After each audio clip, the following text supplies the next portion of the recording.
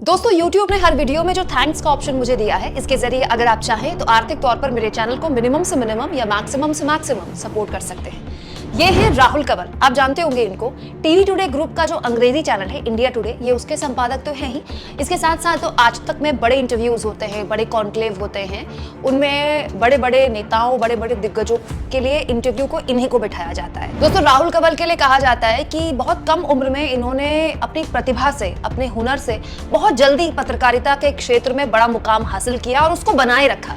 लेकिन कल आज तक में बकायदा एक लाइव इंटरव्यू में पता चल गया कि इस दौर में, गोदी मीडिया के दौर में, अच्छे बड़े बड़े सुपर टैलेंटेड संपादकों की हवा निकल चुकी है। क्योंकि राहुल कंवल के इस इंटरव्यू में अमित शाह, देश के गृह मंत्री, मौजूद थे और ये इंटरव्यू ना होकर एक रैली बनकर रह गया। सोचिए दोस्तों, कल रात को लाइव ये इंटरव्यू आज तक में चल रहा था और एग्जैक्टली कल ही ये खबर आई थी कि संसद में जो घुसपैठियों ने स्मोक बम से हमला किया, उससे 15 विपक्ष के सांसदों को निलंबित कर दिया गया। मतलब ये तो हद ही हो गई। वो सांसद जो अपनी सुरक्षा को लेकर सरकार से सवाल पूछ रहे थे, वो सांसद जो अपनी सुरक्षा को लेकर देश के गृह मंत्री से बयान देने की बात कर रहे थे, उनसे कह रहे थे कि कम से कम संसद में आइए तो सही, बयान दीजिए तो सही, उन विपक्ष के सांसदों को निलंबित कर दिया गया। लेकिन ये पूरे के पूरे इंटरव्यू में ये सवाल गायब था। कि बात बिल्कुल सही है कि संसद की सुरक्षा में सेंध को लेकर एक रस्म अदायगी के लिए सवाल पूछा गया,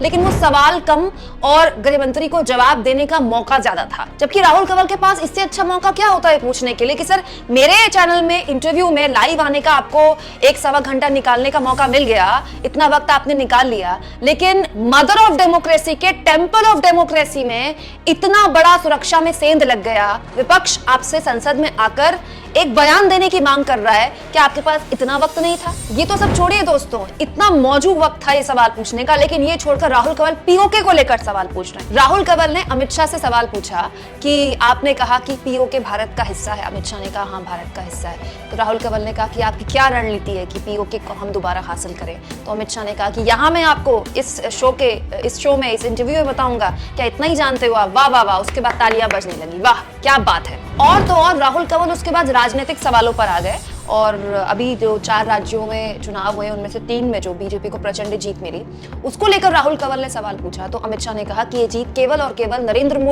मोदी की जीत थी।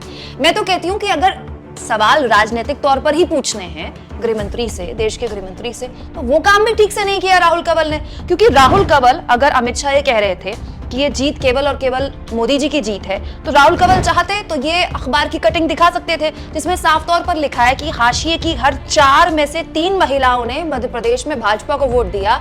लाडली बहन योजना एक गेम चेंजर के तौर पर साबित हुई। एक मुश्त वोट पड़ा है लाडली बहन योजना की वजह से। ये इस बात को साबित करता है कि मध्य प्रदेश में, मैं राजस्थान और छत्तीसगढ़ की बात नहीं कर रही, मध्य प्रदेश में ये जीत केवल और केवल मोदी जी की जीत नहीं है, शिवराज सिंह चौहान की जीत है। और शिवराज सिंह चौहान जो ये जीत के सबसे बड़े नायक हैं, उन्हें जिस तरह से साइडलाइन किया गया और अब वो अपने इलाकों में जाकर लोगों के आगे आंसू बहा रहे हैं, लोगों ने गले लगा रहे हैं, ये किस बात की तस्दीक करता है मध्य प्रदेश में शिवराज सिंह चौहान की राजनीति कहां जाने वाली है। क्योंकि शिवराज सिंह चौहान ने तो साफ कर दिया कि दिल्ली वो आने वाले नहीं है, दिल्ली वालों से कुछ मांगना पड़े तो इससे अच्छा वो मरना पसंद करेंगे।